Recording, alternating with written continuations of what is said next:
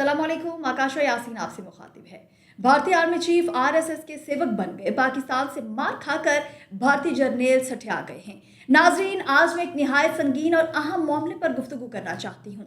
भारतीय फौज के सरबराह जनरल उपेंद्र द्विवेदी का हालिया बयान महज एक फौजी कमांडर की गुफ्तगू नहीं लगता, बल्कि एक ऐसे शख्स की चीखो पुकार मालूम होता है जो अपनी नाकामियों पर पर्दा डालने की बेसुध कोशिशें कर रहा है।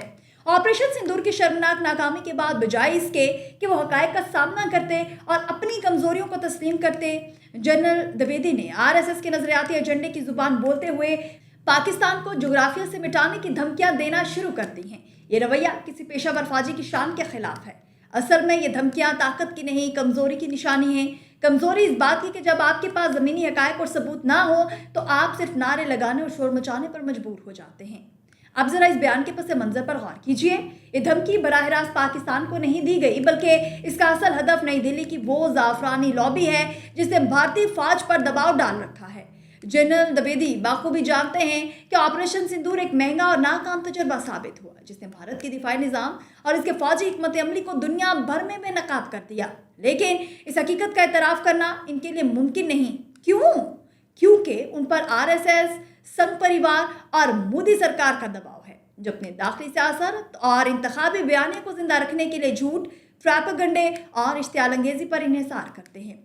इसलिए जनरल द्विवेदी का बयान फौजी पेशावराना तज्जिया नहीं, बल्कि एक ऐसी तकरीर है जो उन्होंने अपने आकाओं को खुश करने के लिए की है। ये रवैया ना सिर्फ खतरनाक है, बल्कि भारतीय फौज के अंदरूनी जवाल की अक्कासी करता है। दुनिया भर के प्रोफेशनल अफवाज अपनी नाकामियों का तज्जिया करती हैं, अपनी कमजोरियों को दूर करने के लिए पॉलिसी और हिकमत अमली में तब्दीलियां लाती हैं। लेकिन भारत में मामला उल्टा है। यहाँ का फौजी सरबराह अपनी पॉलिसियों की नाकामी छुपाने की बजाय अपने अवाम को बेवकूफ़ बनाने और मुखालिफिन को धमकाने के लिए जाफरानी नारों का सहारा लेता है। इसका मकसद सिर्फ अपने मनसब को बचाना है, वरना असल में वो जानते हैं कि मैदान जंग में नाकामी उनके रिकॉर्ड का हिस्सा बन चुकी है।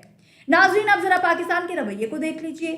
पाकिस्तान की दिफाई एस्टैब्लिशमेंट कभी खाली धमकियों पर यकीन नहीं रखती।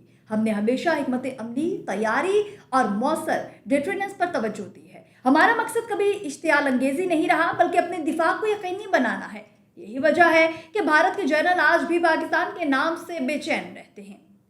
जनरल द्विवेदी के बयान दरअसल इनकी नींदें हराम होने की अलामत है। वो जानते हैं कि पाकिस्तान ने हर महाज पर भारत को मौसर जवाब दिया और उनकी इस नाकामी ने उन्हें अपने सियासी आकाओं के सामने शर्मिंदा कर दिया है। यहाँ सवाल ये नहीं कि जनरल द्विवेदी ने क्या कहा, बल्कि सवाल ये है कि वो ये सब क्यों कह रहे हैं। असल बात यह है कि ऑपरेशन सिंदूर के बाद भारत की फौजी क़यादत पर जो सवालात उठे, उनका जवाब देने की बजाय वो खुद को बचाने के लिए धमकियों के पीछे छुप रहे हैं।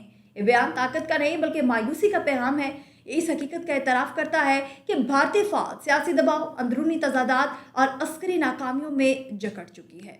आखिर में मैं ये कहना चाहूँगी कि भारत के इस किस्म के जारिहाना बयानात खिते के अमन के लिए शदीद खतरा है। लेकिन पाकिस्तान इस तरह की इश्तियाल अंगेजी से ना कभी घबराया है और ना घबराएगा। हमारी कुव्वत हमारे अमल में है, हमारे अल्फाज में नहीं। जनरल द्विवेदी जैसे लोग तारीख के सफ़ात पर महज शोर मचाने वाले किरदार के तौर पर याद रखे जाएंगे, जबकि पाकिस्तान की इस्तकामत और हिकमत अमली को दुनिया एक हकीकत के तौर पर तस्लीम करेगी।